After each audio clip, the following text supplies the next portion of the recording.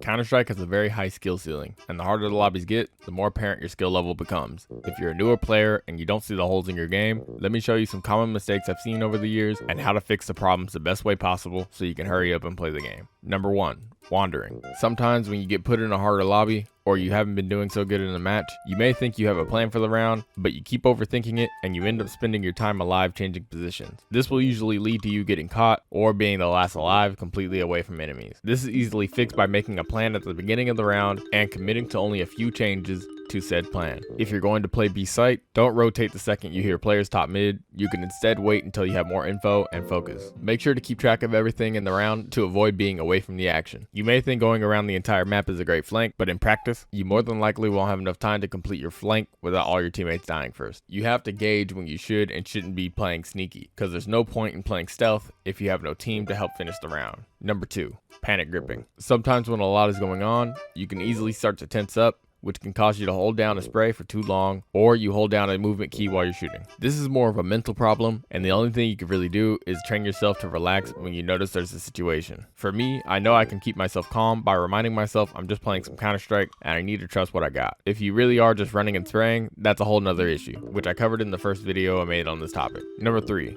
Peeking too close to angles. This is the worst way to peek an enemy in Counter-Strike. No information, up close to a wall, crosshair somewhere random, and strafing left. Let's fix each problem. If you have teammates, they can hopefully get you info, but if you're alone, you could shoulder peek or simply play as if someone's there. That's hard watching that angle. When you want to peek a spot, back as far away as you can with your position and weapon, and always try to peek to the right if it's possible. Peeker's advantage is when a player peeks an angle, they will see the player standing still a fraction of a second faster than the player who was standing waiting. When you peek to the left, your player model's body will be visible before your camera can fully see around the corner, slightly ridding the advantage you should have had. The further away from the wall you get, the better the advantage. If you're up close and peek to the right, the standing player will see you at the same time as you see them, if not sooner, which should obviously be a bad thing. Put your crosshair at head level where you think the enemy could be based on your information, and strafe just enough for you to see that spot. Either tap shoot and strafe back to cover with the information you got, or re-peek and finish the kill. Pro tip for dealing with snipers: when you shoulder peek, which is peeking just enough for your shoulder to pop out and then you strafe back, a sniper might miss their shot, giving you a chance to advance and put pressure on them. Really useful for 1v1s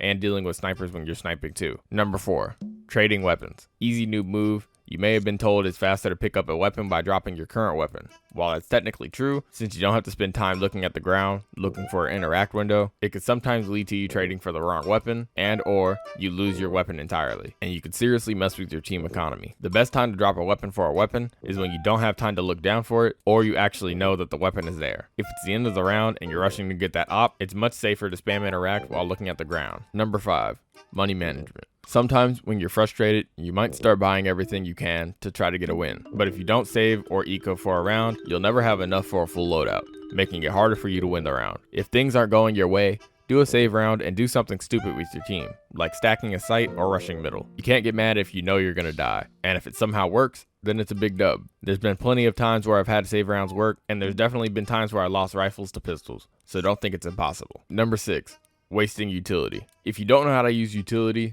don't waste your money stacking up on it. You should buy utility you know you're going to use or that your teammates ask you to drop them. If you have a full set of nades and die, that's free utility for the enemy to use against your team. If you don't know how to use utility, the best things you could buy, in my opinion, are smokes and molotovs. Since molotovs can clear out positions for you and stop enemies from planting and defusing, then smokes to extinguish mollies, and you could throw them on site and still be useful if you don't know any smoke lineups. If you buy flashes and grenades, you might just end up killing yourself, blinding your team, or even worse. Lastly, number 7, playing too fast. Even high level players fall for this. Either you play super good last game, or you know that you're good at the game, but you end up running through the motions of CS at double speed. It looks like you're playing, but you're really wandering around and pointing your crosshair around the same spots that you should be. It's hard to notice that you're doing this, but if you feel like enemies are killing you too fast, or that your shots aren't hitting, take a second and dial it back to about 70% speed. This should stop you from making small mistakes, like missing a counter strafe or overstepping out of cover. You're also probably looking at the radar every time a shot goes off, which can get you killed easily if you're watching an angle, or just simply looking away from the middle of your screen. You can roughly guess where the shots are coming from based on sounds and obviously callouts, and you don't need to check the kill feed as soon as it goes off. Remember, the most important thing you can do for your team is provide ways to win the round, whether that's you running in first, getting information, or focusing up to get that one kill that makes a difference. As long as you can help your team win the game, or at least not be in the way, then you're doing your job. Leave any tips or new moves in the comments that we can discuss. If you like this video, please leave a like and subscribe. Thank you and goodbye.